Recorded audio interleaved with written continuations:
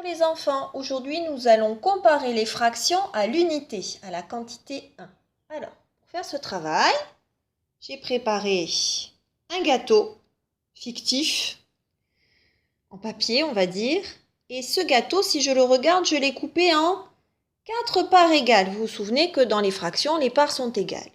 Pour savoir comment je vais écrire cette représentation d'une fraction, je vais, pour écrire ma fraction, je vais compter le nombre de parts totales. Ici, le nombre de parts, c'est 4. Ça veut dire que quand je vais écrire une représentation de ce gâteau, le dénominateur sera 4, puisqu'il y a 4 parts pour faire mon entier. Si, comme dans ces petits fromages, il y avait 8 parts, mon dénominateur serait 8, on le verra tout à l'heure. Alors, on va imaginer que ce gâteau, je vais en manger 3 parts. Je vais donc manger un premier quart, un quart, puis un deuxième quart, puis un troisième quart. Je vais donc écrire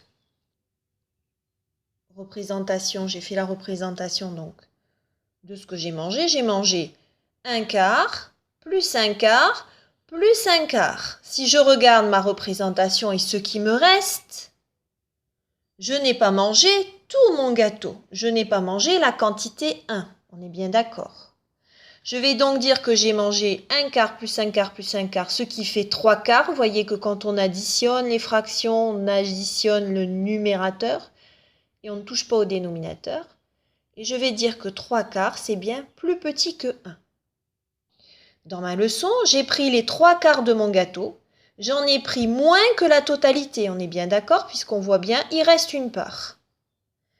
Je vais pouvoir donc dire que lorsque le numérateur est plus petit que le dénominateur, et on le voit, 3 est bien plus petit que 4, alors la fraction est inférieure à 1. Elle est plus petite que 1. Je n'ai pas pris tout mon gâteau. Je refais la manipulation. J'en ai pris que 3 parties. Il m'en reste 1. J'ai encore un bout de gâteau. Je n'ai pas mangé tout mon gâteau. Deuxième partie de ma leçon. Cette fois-ci, je suis très gourmande. Je vais manger la totalité de mon gâteau.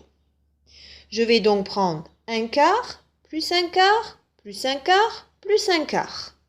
J'aurai donc mangé mon gâteau en entier. J'aurai mangé un entier, un gâteau. Je vais donc écrire que un quart plus un quart plus un quart plus un quart, c'est égal à 4 quarts. Vous voyez que de nouveau, on additionne les numérateurs pour donner la quantité de parts exacte. Et si j'ai mangé les 4 quarts de mon gâteau, eh bien j'ai mangé tout mon gâteau, j'ai mangé la quantité 1. Je vais donc pouvoir dire, si j'ai pris les 4 quarts de mon gâteau, j'en ai pris la totalité et j'apprends que le numérateur, lorsque le numérateur est égal au dénominateur, alors la fraction est égale à 1. Dernière partie de ma leçon. Cette fois-ci, je suis excessivement gourmande. Non seulement je vais manger un gâteau, parce que c'est mon anniversaire par exemple, comme celui de Carla ou celui de Milo qui a fêté aussi son anniversaire il n'y a pas longtemps. Joyeux anniversaire à tous les deux d'ailleurs. Donc, eh bien, on est un petit peu gourmand, on a mangé un quart, plus un quart, plus un quart, plus un quart, j'ai déjà fait disparaître un gâteau entier. Et puis je vais en manger encore une petite part parce que j'ai encore une petite faim. Hop, je mange dans le deuxième gâteau, je mange encore une part. Ça veut dire que j'ai mangé la totalité du premier gâteau.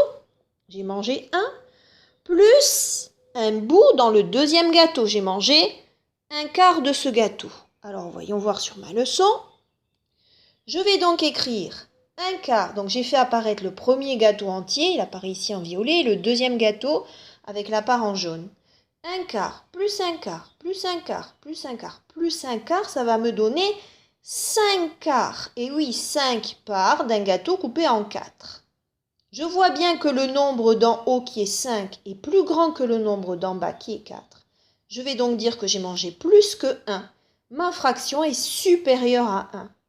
J'ai pris les 5 quarts de mes gâteaux.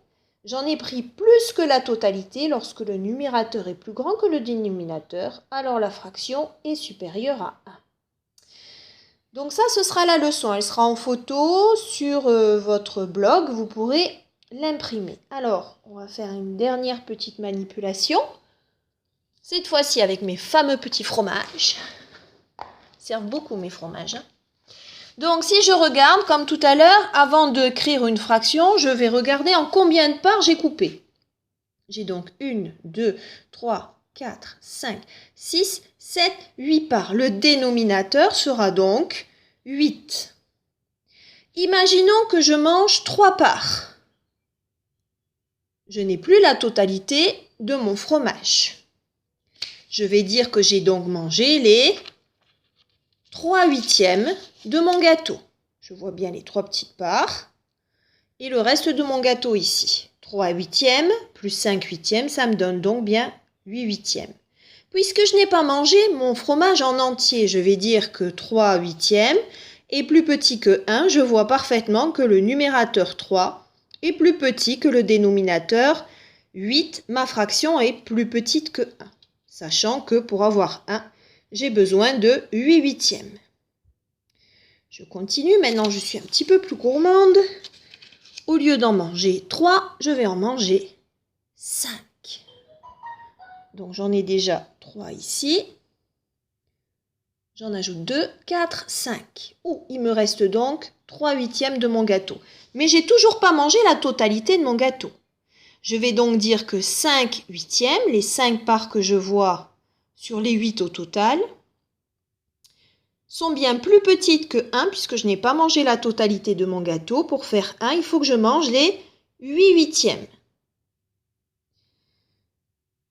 Maintenant, j'avais une grosse faim et je veux manger les 11/8 de mon fromage. Si je mange les 11/8 de mon fromage, ça veut dire que je n'ai pas un fromage, mais que j'en ai 2. Donc, hop, pardon, je fais ma petite manipulation. Voilà, on va mettre 2 fromages.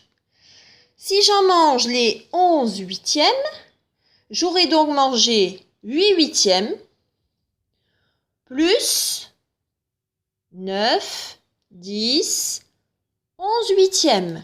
Est-ce qu'on est bien d'accord? J'ai mangé tout ça. J'ai donc fait disparaître un fromage en entier et j'en ai pris 3 petits morceaux dans un autre. Je vais dire que la fraction 11/8, elle est donc plus grande que 1, puisque le numérateur 11 est plus grand que le dénominateur, sachant que pour un fromage, je n'ai que 8 parts, 8/8. Enfin, je suis très affamée et je vais manger les 16/8 de mes fromages.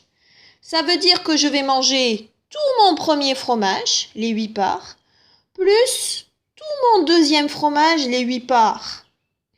Donc je peux dire que 16/8, il est plus grand que 1. Mais si je réfléchis, combien de fromages j'ai fait disparaître? Eh bien, j'en ai fait disparaître 2. Eh oui. Je vais donc dire que pour avoir 1, j'ai 8/8. Et 16/8, puisque c'est la totalité des 2 fromages que j'ai mangés, eh bien, je vais dire que 16/8, il est bien égal à 2. Une fraction peut être plus grand que 1, bien sûr. Ce serait pareil si on faisait des bandes ou des plaques de chocolat, coupées par exemple en 6 ou en 12, et qu'on en mangeait la totalité des morceaux. Voilà. Alors, qu'est-ce que je dois bien savoir sur ma leçon? Je la reprends. Je dois savoir que lorsque le numérateur est plus petit que le dénominateur, alors la fraction est plus petite que 1. Je dois savoir que lorsque le numérateur est égal au dénominateur, alors la fraction est égale à 1. Et je dois savoir que lorsque le numérateur est plus grand que le dénominateur, alors la fraction est supérieure à 1. Et je n'oublie pas que quand j'ai un dessin de représenter, pour savoir comment écrire ma fraction, je compte le nombre total de parts. Le dénominateur indique donc ce total. Voilà les enfants, c'était la leçon. Je compare les fractions à l'unité. Vous aurez des choses à faire dans votre fichier en lien avec ça. À bientôt!